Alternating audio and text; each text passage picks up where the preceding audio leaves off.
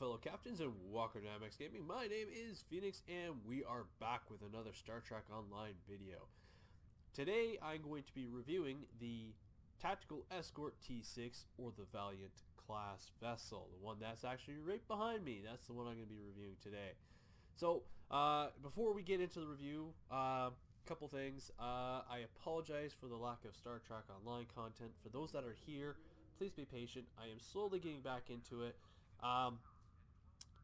And I apologize for the lack of content in the last couple of months or so, just because LSPDFR and even ARMA can take up quite a bit of recording and editing time.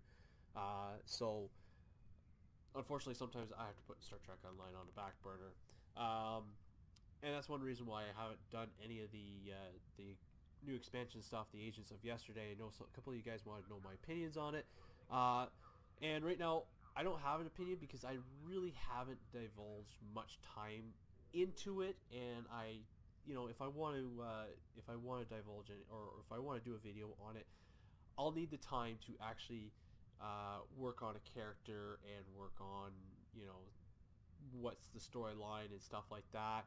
I want to give it the time and respect that it deserves. So right now I'm going to hold off on that. As for the Odyssey, Part 5 will be coming. It's just going to take a while to do. It's going to be kind of like the multi-mission science vessels, where I did each character and then showed my my parser information and stuff like that. But it will be coming out. I just need the time to actually sit down and work on it. So anyways, we are going to be reviewing this vessel. So let's get into the nitty-gritty and the stats of this awesome ship. Alright, so starting off with the bridge officer stations, we have a tactical commander, a tactical lieutenant commander, which is also a pilot, a lieutenant engineering, a lieutenant science, and a lieutenant universal. For consoles, you have 3 engineering, 4 tactical, and 3 science. For weapons, you have 4 in the front, 3 in the aft. The base hull at level 50 is 34,500, and at level 60 it is at 40,000. You have a shield modifier of 0.9, a base turn rate of 17, an impulse modifier of 0.20, an inertia rating of 70, and you also get plus 15 power to weapons and plus 5 power to engines. Obviously you can load dual cannons. You get the universal console, the quantum warhead module, which is pretty awesome, and it does come with the Starship Mastery or ability packages. So this one has precise weapon systems, tactical maneuvering, enhanced weapon systems, devastating weaponry, and withering fire, which I will get further into when I look at my loadout, and I'll talk about each of those ship mastery levels as we go through. You can purchase this ship for 3,000 Zen, or I believe it comes in a package. Let me just minimize this. Actually, it should be in discount packs. Yeah, so it comes into the T6 cross-faction escort bundle, which I do have. So hopefully I can work on a couple of my my Klingon and my Romulan character, and I can start showcasing some of these ships. That will be in the near future. We're going to work on getting into the other factions at some point. Alrighty, so that is the stats and whatnot of the T6 Tactical Escort. So let us move on to the design of the ship. Alrighty, so here we have the Valiant, and what I almost equate this to is a mix of the Sao Paulo with the Gallant, just because of the roundness at the front here, which would probably be the Gallant, and then obviously the nose and kind of the bottom here of the Sao Paulo. Oh, maybe not. Let's see. Vigilant. Okay, so maybe the Vigilant is on the bottom. So, but yeah, it's a mix. I'd say it's a mix of all three. A very nice mixture, if you ask me. Starting off here with the nose. It's a lot shorter than the other ones, and it does have does curve inward near the front, which looks like to be a deflector dish. And on the bottom, it looks like there's maybe possibly a secondary deflector dish or something that boosts the power of this deflector dish. So, because you do have cables here, or pipes or whatever, so to hold that. I would assume somewhere in this ring is the bridge. So you have the primary hull here up, which is raised from the nose here, and nice sleek. What do I want to call this? You know what? Looking at this, kind of looks like the Millennium Falcon, if you ask me, without the one side piece on the here. It does kind of look like the Millennium Falcon. So there's that, and then you have let's see here on the bottom here. You have let's just flip that around. There we go. You have this piece here, which goes all the way around. You know, I think the best shape I can equate it to is maybe a horseshoe in a sense, just kind of a straighter horseshoe. Anyways, this area here is raised, as you can see here. It goes on an angle like a triangle, and then it does flatten out right at the top there.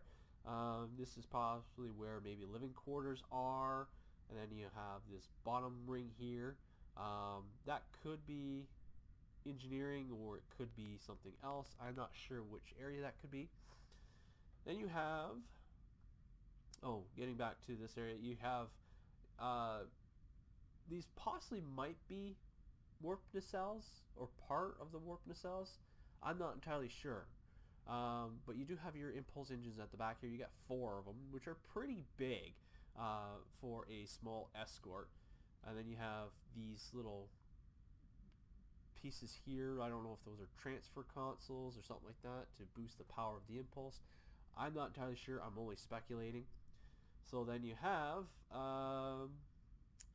the wings here, which are pretty neat. I kind of like the wings, how they kind of go downwards on a slant. You know, let's reset all that. There we go. Nice. So you have them there. You have these little things on either side. This is where I think maybe the quantum warhead module is stored. Probably store a couple of torpedoes right in there, and then once they fire on either side. And then you have within the wing you have these pieces here, which could probably be cannons or even phasers, who knows. Then you have little ones here. Again, they could be they might be cannons, for little cannon ports. As the Defiant does have them on the front there. So you have the wings here, which they kind of have like this little S shape here at the back here, which is pretty neat. I think it looks neat. You do see a bit of the Ran Scoops or Brassard collectors, whichever which one you prefer. You don't see much of the warp impulse engines. You see a little bit here, on the side there, and underneath. But you don't actually see the back of it. That's why I think that these here are part warp nacelles. So somehow they all work in some intricate way. So yeah, there's that. What else do I want to talk about? I don't know. I don't think there's. Oh yeah, these struts here. They don't really have a place.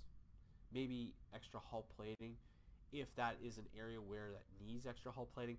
Other than that, I don't really see much benefit. I know on the Gallant, these pylons or struts or whatever, they actually serve somewhat of a purpose because you can see that they have like cannons or something like that in there. That would make sense.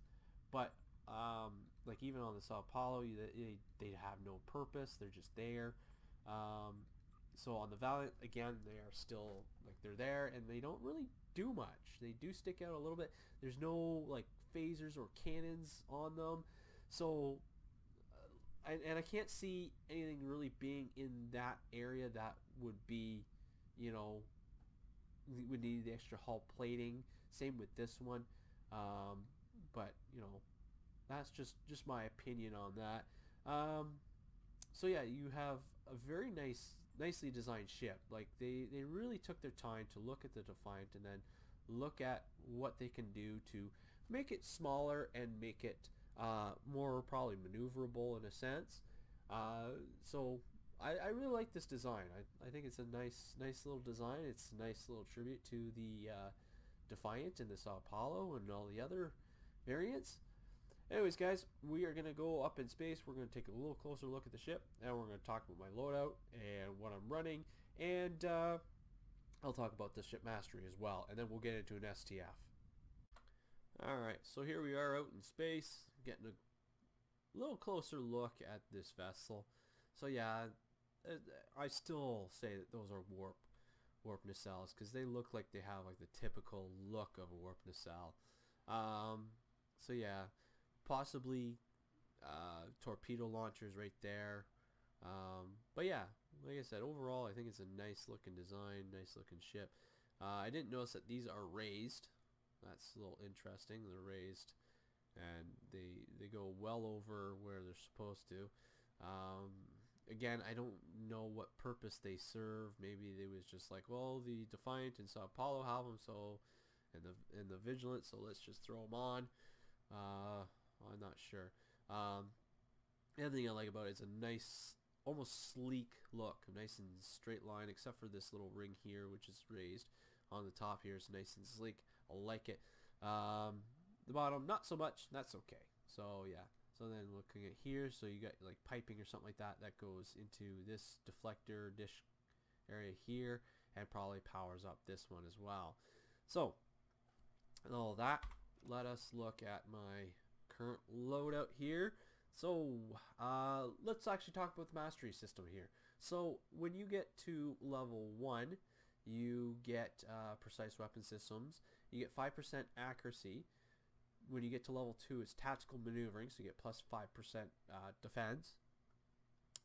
Level 3 is enhanced weapon systems, which gives you plus 10% kinetic damage and 10% all energy damage, which is nice. And then level 4 is devastating weaponry, which gives you plus 2.5% critical chance. And then number 5 is withering barrage, which extends the duration of cannon scatter volley. So it increases the scatter volley for 4 seconds. Because I'm in an Escort and I am not all that beefy in defense, I won't be using AoE attacks. I prefer just the single attacks. That way, you know, I can focus on something and destroy it as quickly as possible.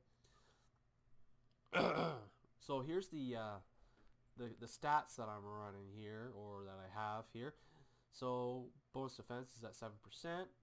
My hull is at 60,125. My hull repair rate is 115.7%. Shield regeneration rate is 513.6 shields every 6 seconds. My shields are fairly low. They're at 6,624. I have kinetic resistance at 35.6, and everything else is at 39.2% resistance. My attack, my bonus attack is at 30%. My critical chance is at 19.5, and then my critical severity is at 78.7%. So that hopefully that will help with taking down some enemies quickly.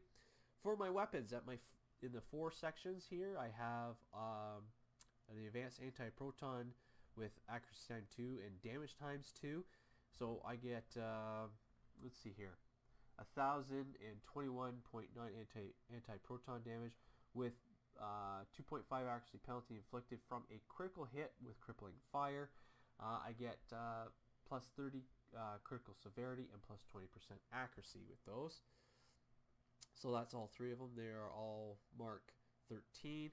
And then I have the wide angle anti-proton cannons, which with accuracy and damage procs as well as arc, because it's the wide angle one. And it gives me 1207.1 anti-proton damage with the 2.5% accuracy penalty, the 30 plus 30 critical severity and plus 10% accuracy. So I don't get the extra percent or the extra 10% accuracy, but that's okay. For the aft weapons, I'm running all 360-degree beams, so two anti-proton and the kinetic cutting beam. And then let's see here. I have, for a deflector, impulse, and shield, I'm running with the Borg set. Let's close that down.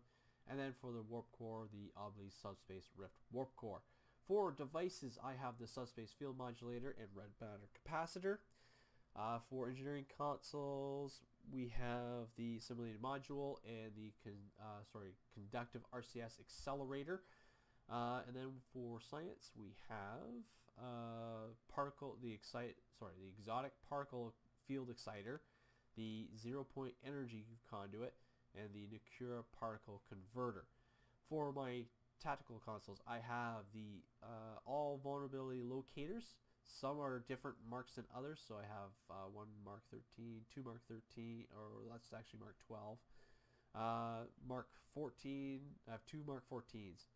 So I've been working on updating these and upgrading them to the highest that I can get them.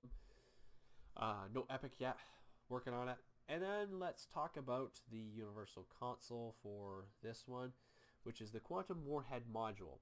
So it gives you plus 10% torpedo weapon damage. So I don't know if that percentage is attached to if you have torpedoes or not. Now let me explain here. You don't need a torpedo equipped in order to use this console. That's key, and that's a very, very awesome thing, because that will save you a weapon slot. So you throw this guy in here. Now it's only for tactical escorts. So I'm not sure how far along down the line it will go, whether you can attach it to a regular tactical escort or not. But you can attach this one to probably the Sao Paulo and maybe the other T5, the refit one. So you can attach it there. It's got a 90-degree targeting arc. Now let's see here. So when you fire this thing, it will shoot out 6 torpedoes at once and attack your target. Now after the cooldown, it starts at 1. It will work its way back up to 6, but it will take some time. So just so you know, you don't have to have a torpedo equipped with that. So and that's pretty awesome. It does come with a 3-piece bonus set if you have the dual or the quad cannons and the cloaking device on here.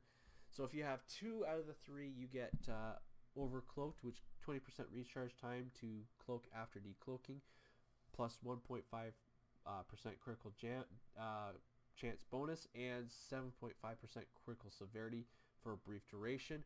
And then if you have all 3, it gives you advanced cloaking technologies, upgrades the cloak to a battle cloak. So it might be worth going with the phasers and having the quantum torpedo, and then having the cloaking device on here, just for the battle cloak ability and for the overcloaked critical severity and critical chance bonuses. But I'm not running with them because maybe because I'm silly. I don't know. Maybe because I don't feel that the cloak will help me as much, or even the phasers. On this character I go with anti-proton, so that's one reason why. For skills, this is my skill set. I am not going to go through every one. For traits, again, here's my traits. I'm not going over everything. I do not have Withering Barrage because I don't use Scatter Volley on this character. For stations, so my Commander Tactical, I have Tactical Team 1, Beam Overload 2, Cannon Rapid Fire 2 and 3, and then for the Lieutenant Commander Tactical / Pilot, I have the pilot stuff on here, so I've deployed countermeasures, Clean Getaway, and Attack Pattern Lambamba. For the Lieutenant Engineering, I have Emergency Power Weapons 1 and 2. And then for Lieutenant Science, Hazard Emitters, and Science Team 1, or 2, I should say. And then for the Universal Lieutenant, I threw in another engineering character. And I have Emergency Power to Shields and Engineering Team 2, so to help out with all the, the shields in the hull, because I'm not all that powerful in that area. So, with all that out of the way, let us get into an STF, shall we?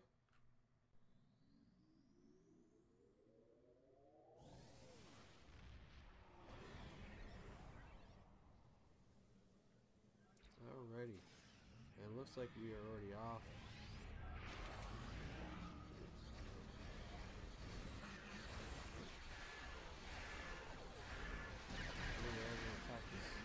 Here we got some golf confidence.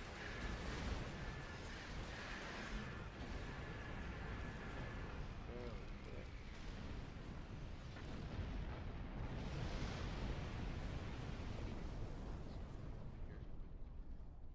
Alright, looks like we are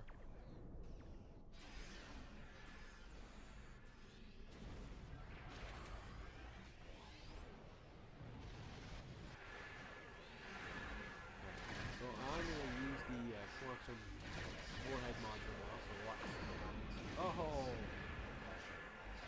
that was pretty cool though with the modules, while how they just fly out like that.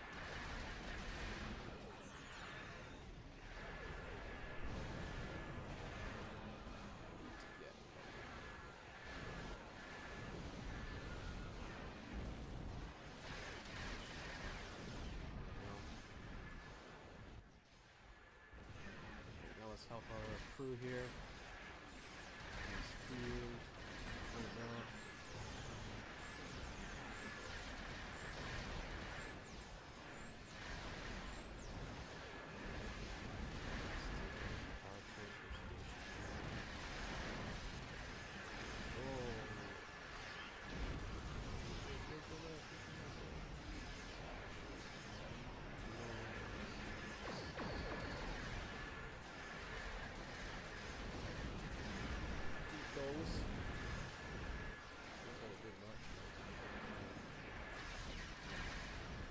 This thing can turn on a dime.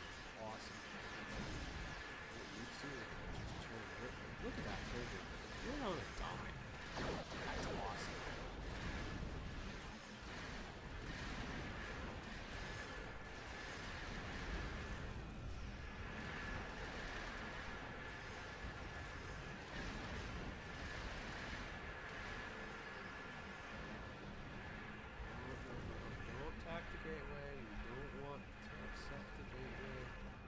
Bad juju. Bad juju. Stop firing at it. Jesus.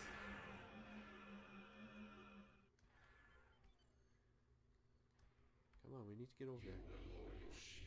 Oh no. Looks like we're gonna be late to the party. Alright, that's okay.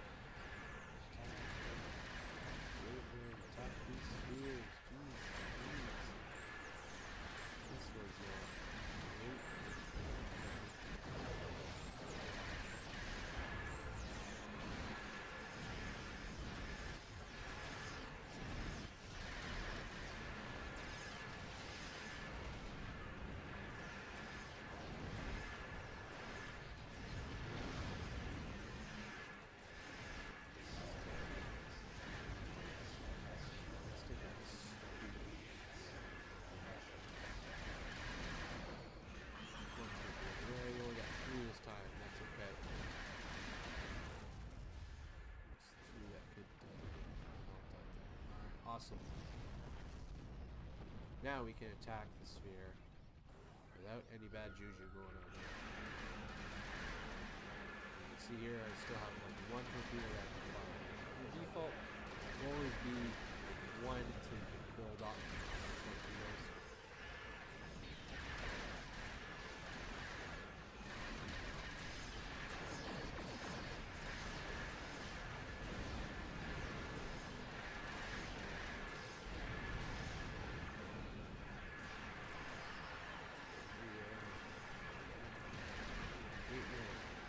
Which is going down pretty quickly, which is really nice.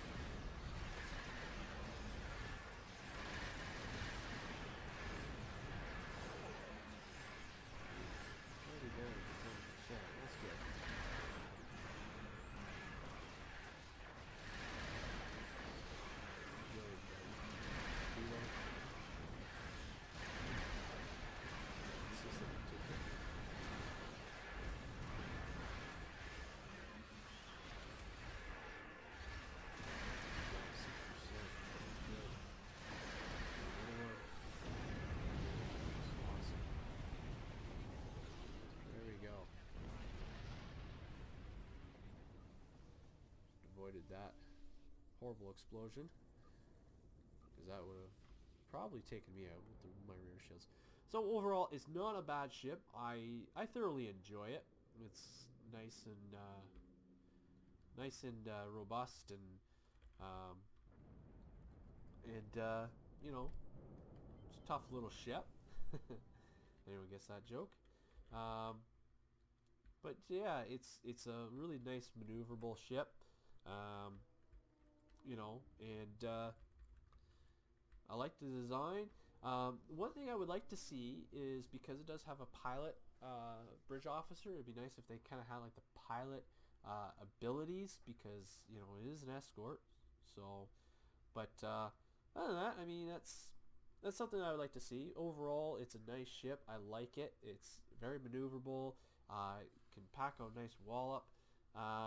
Actually, speaking of wallop, let us take a look at my my DPS for this match. Okay, so normally I do about 8 or 9k. I did 16.59k, which is huge for me. So upgrading the vulnerability locators has certainly helped me out a lot.